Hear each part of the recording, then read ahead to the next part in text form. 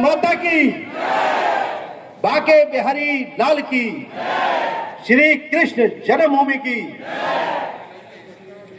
मंच पर विराजित परम आदरणीय क्रांतिकारी संत श्री सत्यमित्रानंद जी महाराज, जो सीधाम वृंदावन से पधारे हैं, लक्ष्मी पीठाधीश्वर। आज के कार्यक्रम की अध्यक्षता कर रहे डॉक्टर साहब, हमारी बहन डॉक्टर रेणु जी और हमारे संघ के अधिकारी और हमारी बहनें और हमारे सभी भाइयों और बहनें।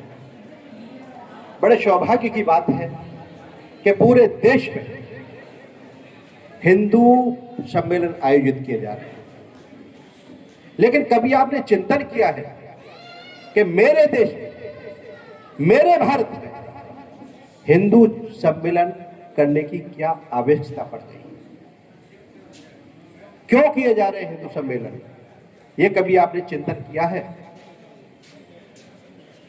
आज इस पर चिंतन करने की बहुत बड़ी आवश्यकता है, क्योंकि 350 संगठन इस्लाम के इस देश को इस्लामीकरण की ओर ले जाना चाहते हैं। आज आवश्यकता है अपने सनातन को बचाने की।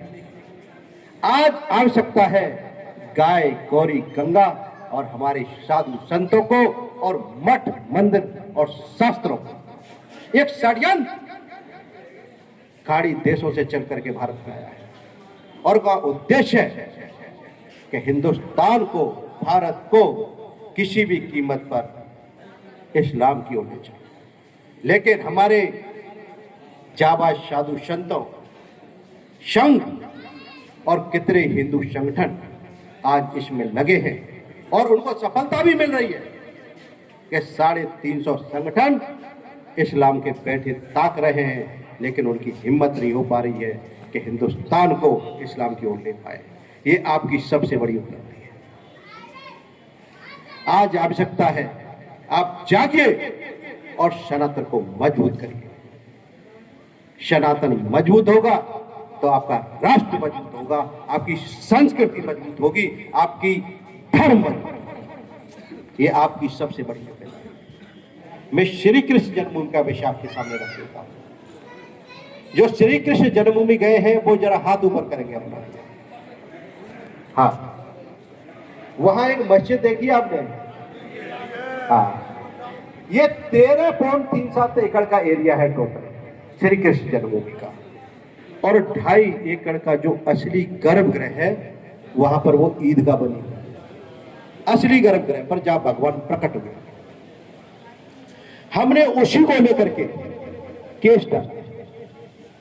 हमारा पहली मांग है, पहला केस है कि 13.37 एकड़ पूरी जमीन जहां भगवान कृष्ण प्रकट हुए उस समय हमको मिलनी चाहिए। मिलनी चाहिए, नहीं मिलनी चाहिए?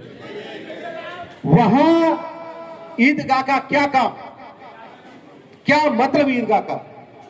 श्री कृष्ण जन्मभूमि के मंदिर को आताताइयों के द्वारा 4 बार तोड़ा गया और अंतिम बार 1670 में एक पैसी दरिंदा आया औरंगजेब, उस दरिंदे ने मंदिर का विध्वंस किया।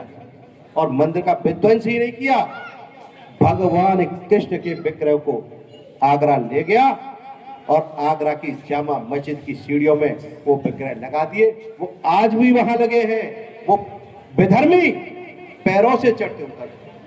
कितने दुर्भाग्य की बात है, मेरे देश में, मेरे भारत में, मेरे सनातन के भारत में और भगवान के विग्रह सीढ़ियों में लगे हों और वो विधर्मी पैरों से चढ़ते उतरते। उसको लेकर भी हमने केस डाला। ये 2 केस उच्च न्यायालय इलाहाबाद में चल रहे हैं। और आपको बता दूं कि बेदर्मी धमकी देते, कट्टरपंथी धमकी देते, कहते हैं मार देंगे। हमने कहा याचना नहीं, अब रण होगा, संघर्ष बड़ा भीषण होगा। कितना भी बड़ा संघर्ष करना पड़े, कितनी भी बड़ी लड़ाई लड़नी पड़े, सड़कों पर आना पड़े, लेकिन भगवान का भव्य और दिव्य मंदिर जैसा राघवेंद्र सरकार का अयोध्या में बना है, ऐसा मथुरा में बना के रहेंगे, दुनिया की कोई ताकत नहीं है जो रोक ले।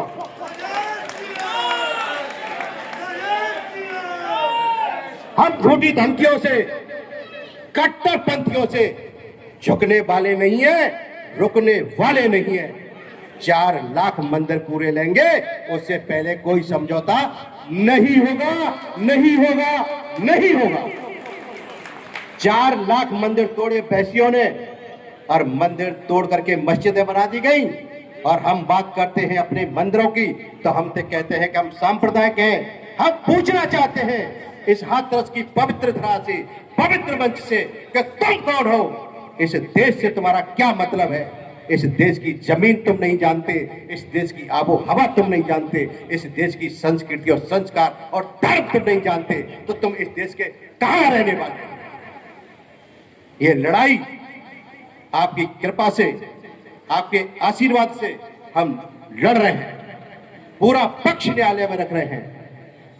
जितने भी डॉक्यूमेंट हैं, चाहे जमीन के हों, इतिहास की पुस्तकें हैं, 1000 साल पुराने नक्शे हमने मंगाए हैं। ऑस्ट्रेलिया की लाइब्रेरी से लेकर के, इंग्लैंड के म्यूजियम से लेकर के, मासरे आलमगीरी, साकी मुस्तक खान की तारीख यामनी, हजारों पुस्तकें हमने न्यायालय में रखी हैं। और वो न्यायालय में हमने सब पुस्तकों को रखा है, और उसमें साफ वर्णन है कि ये हिंदुओं का मंदिर था, भगवान कृष्ण यहां प्रकट हुए थे, इनका कोई लेना देना नहीं। इनके पास कोई डॉक्यूमेंट नहीं है, सिर्फ कोर्ट को गुमराह कर रहे हैं। हाई कोर्ट जाते हैं, सुप्रीम कोर्ट जाते हैं, लेकिन आज तक कोई तथ्य, कोई डॉक्यूमेंट किसी न्यायालय में प्रस्तुत नहीं कर पाए। ये पवित्र धरा आने वाले समय की साक्षी होगी, और ये पवित्र धरा एक इतिहास बनाएगी। आज मैं आपके सामने कह के जाता हूं कि इन तथ्यों के बल पर, इस साक्ष्यों के बल पर आपकी जीत होगी, और मंदिर तो बन के ही रहेगा। दोनों की सुनवाई हो रही है उच्च न्यायालय इलाहाबाद में। 20 फरवरी को फिर सुनवाई है। केस में बात बिंदु तय होने हैं, और बात बिंदु तय होने के बाद केस साक्ष्य में आएगा, और साक्ष्य के बाद ये जजमेंट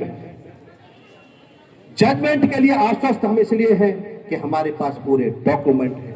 जैसा मैंने बताया, हजारों साल पुराने डॉक्यूमेंट हमने इकट्ठे किए। ये तथ्य चल रहा है न्यायालय में। मैं आपको बताने आया था कि क्या आपके मंदिर का विषय चल रहा है श्री कृष्ण जन्मभूमि का। ये तथ्य आप सबको मालूम होना चाहिए। आपको मालूम होना चाहिए कि हमारे पूर्वजों ने कितने बड़े बलिदान झेल करके, कितनी बड़ी त्याग तपस्या करके हमारे मठ मंदिरों को बचाया, सनातन को बचाया, साधु संतों को बचाया। तो आज आप सबकी जिम्मेदारी है, आज आप सबकी जिम्मेदारी है कि कैसा भारत आप देना चाहते हैं अपनी आने वाली पीढ़ी को। ये चिंतन करिए मेरी बहनें बेटी, ये मंथन करिए कि कैसा भारत आप देना चाहते हैं।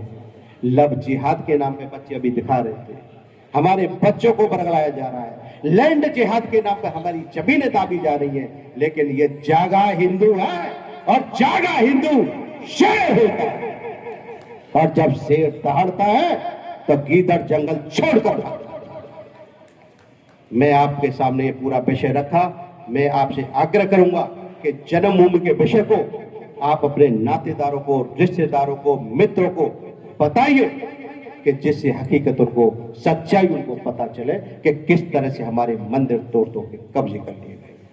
मैं कहूंगा आ गए हैं अवध बिहारी, और अब आएंगे कृष्ण मुरारी। आ गए हैं अवध बिहारी, भगवान कृष्ण की शपथ लेते हैं कि भगवान कृष्ण का श्री कृष्ण जन्मभूमि पर भव्य और दिव्य मंदिर का निर्माण कराएंगे, और सनातन की रक्षा के लिए सदैव संकल्पित रहेंगे। हाथरस की जनता को, अपनी बहनों को नमन। बहुत बहुत धन्यवाद इस मंच को, इस आयोजकों को बहुत बहुत धन्यवाद।